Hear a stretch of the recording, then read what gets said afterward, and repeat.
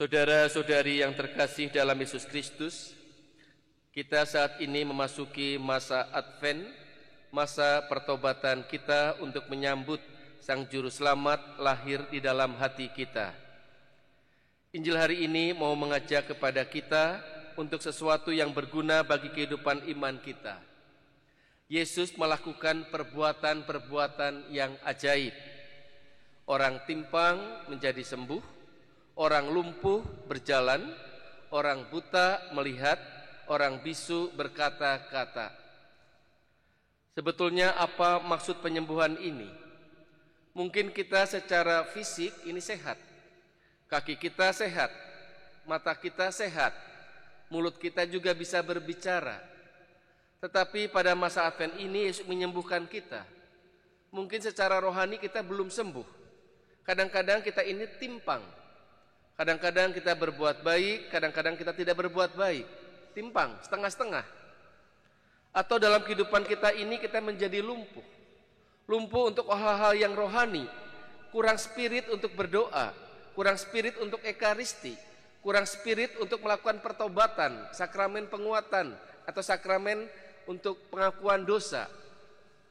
Juga mungkin mata kita ini buta. Nyata-nyata di depan kita ini ada orang yang butuh pertolongan kita. Kita tidak peka, kita tidak peduli, mata kita ini buta. Kadang-kadang kita juga bisu. Bisu dalam arti bahwa kita seringkali menyakiti banyak orang lewat kata-kata yang menyakitkan orang itu. Membuat orang itu tak berdaya. Tetapi hari ini Yesus ingin menyembuhkan kita.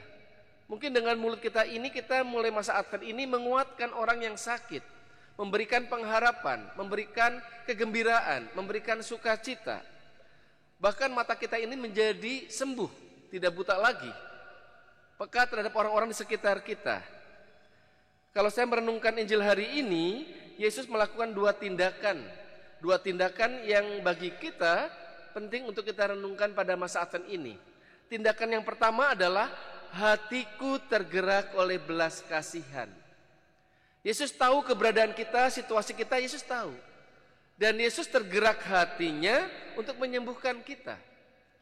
Orang-orang dibawa kepada Yesus dan sembuh. Apakah kita sadar juga bahwa yang bisa menyembuhkan kehidupan kita adalah Yesus, dan kita sadar untuk datang kepadanya. Dan Yesus akan bertindak kepada kehidupan kita ini. Lalu yang kedua yang menarik adalah setelah mereka sembuh, Yesus mengajak para murid untuk memberi mereka makan. Ada suatu tindakan bahwa Yesus melibatkan para murid untuk juga bisa membantu mereka. Ketika kita sudah mengalami kesembuhan, kita harus juga bersaksi, membantu banyak orang.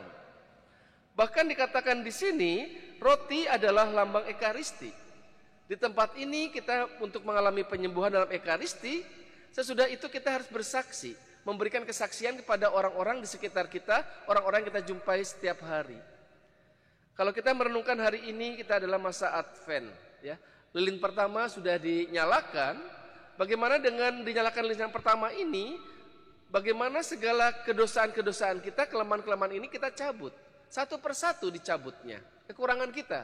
Kita tahu persis apa kekurangan kita.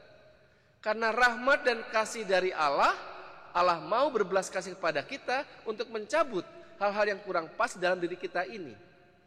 Minggu depan sudah masuki Advent yang kedua. Bagaimana kita juga mau semakin membersihkan. Dan akhirnya Yesus sudah lahir. Yesus sudah lahir ke dunia dan sudah bangkit. Ya. Tetapi Yesus berharap bahwa kita menjadi pribadi yang lahir-lahir baru. Natal adalah kelahiran baru kita. Sehingga perlu ada suatu persiapan kepada kita dalam diri kita ini. Mari kita raih kesempatan kita pada masa Advent ini untuk kita berbuat baik. Menjadi pribadi yang sembuh, tidak menjadi pribadi yang timpang, tidak lumpuh, tidak buta, tidak bisu. Dan akhirnya kita dipakai oleh Tuhan menjadi saksi yang hidup untuk orang-orang yang kita jumpai setiap hari. Mari kita hening sejenak.